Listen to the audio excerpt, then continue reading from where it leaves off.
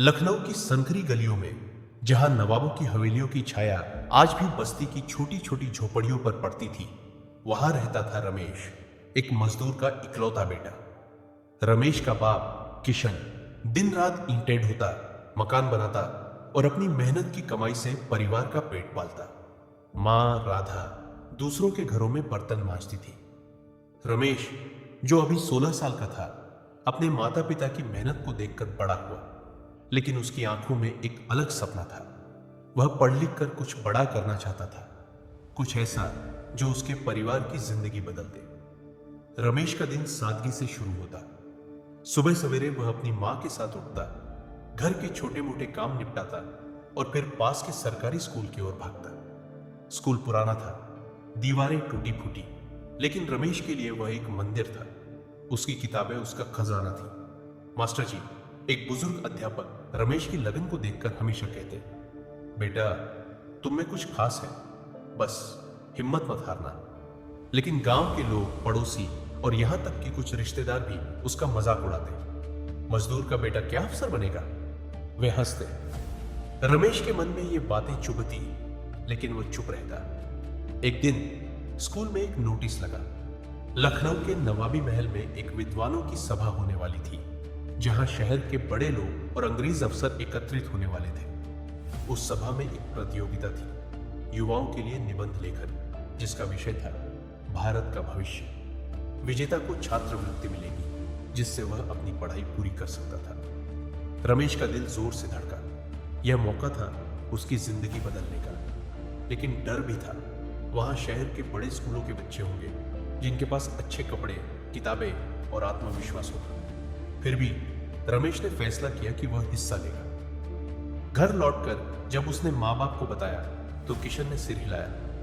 बेटा, यह सब बड़े लोगों के लिए हो, तू पढ़, लेकिन अपनी औकात मत भूल। राधा ने भी कहा, रमेश, तू मेहनत कर, लेकिन ऐसी बातों में मत पड़।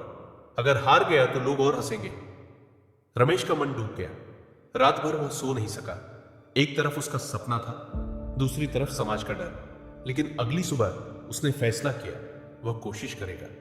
उसने मास्टर जी से मदद मांगी, जिन्होंने उसे किताबें दी और निबंध लिखने की कला सिखाई।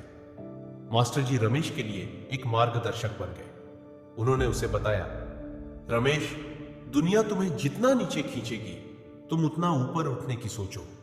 तुम्हारी सोच तुम्हारी ताकत है। मास्टर जी ने उसे निबंध के लिए विचार दिए और रमेश ने रात दिन मेहनत की। वह अपनी झोपड़ी की मिट्टी की दीवारों के बीच टिमटिमाती लालटीन की रोशनी में लिखता रहा। उसने लिखा कि भारत का भविष्य मेहनतकश लोगों के हाथों में है, जो अपनी मेहनत और लगन से देश को आगे ले जाएंगे। प्रतियोगिता का दिन आया। रमेश पुराने फटे हुए कपड़ों में नवाबी महल पहुंचा।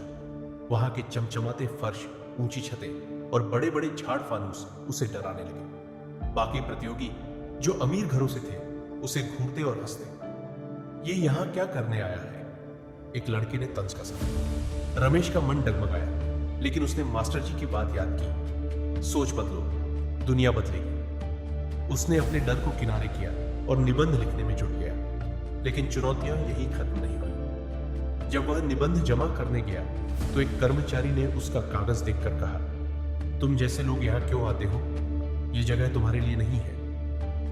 रमेश ने विनम्रता से जवाब दिया, मैंने मेहनत से लिखा है, कृपया इसे जांच लें। कर्मचारी ने उसका कागज ले लिया, लेकिन रमेश को लगा कि शायद उसका निबंध पढ़ा भी नहीं जाएगा। कई दिन बीत गए, रमेश को कोई जवाब नहीं मिला। गांव में लोग फिर उसका मजाक उड़ाने लगे। देखा, हमने कहा था, मजदूर का बेटा नवाबों के बीच क्या करेगा?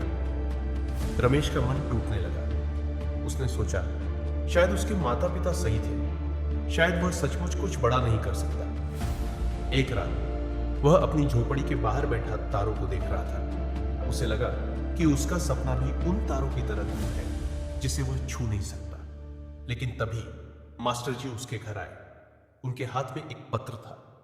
रमेश, तू जीत गया, उन्होंने खुशी से चिल्लाकर कहा। रमेश और उसके माता पिता के लिए यह विश्वास करने वाली बात नहीं थी। पत्र में लिखा था कि रमेश का निबंध न केवल जीता, बल्कि अंग्रेज अफसरों और नवाबों ने उसकी तारीफ की थी। उसे छात्रवृत्ति मिली थी जिससे वह शहर के बड़े कॉलेज में पढ़ सकता था। रमेश की आंखों में आंसू थे। उसने मास्टर जी को गले लगाया और कहा, आपने मुझ पर भरोसा किया जब मैं खुद पर भरोसा खो रहा था। रमेश ने अपनी पढ़ाई पूरी की। वह एक शिक्षक बना और अपने गांव में लौट आया। उसने एक छोटा सा स्कूल खोला जहां गरीब बच्चों को मुफ्त पढ़ाने लगा। उसने हर बच्चे को यही सिखाया, सोच बदलो, दुनिया बदलेगी। गांव के लोग जो कभी उसका मजाक उड़ाते थे अब उसका सम्मान करने लगे। किशन और राधा को अपने बेटे पर गर्व था। रमेश ने न केवल अपनी जिंदगी बदली बल्कि अपने गांव के कई बच्चों को नया रास्ता दिखाया। रमेश की कहानी हर उस इंसान के लिए है जो अपने हालात से हार मान लेता है। यह हमें बताती है कि तुम्हारा जन्म, तुम्हारा घर या तुम्हारी परिस्थितियां तुम्हारी मंजिल तय नहीं करती। तुम्हारी सोच और तुम्हारी मेहनत तय करती है कि तुम कहां तक जाओगे। तो सोच बदलो और दुनिया को बदल दो। कभी हार मत मानो।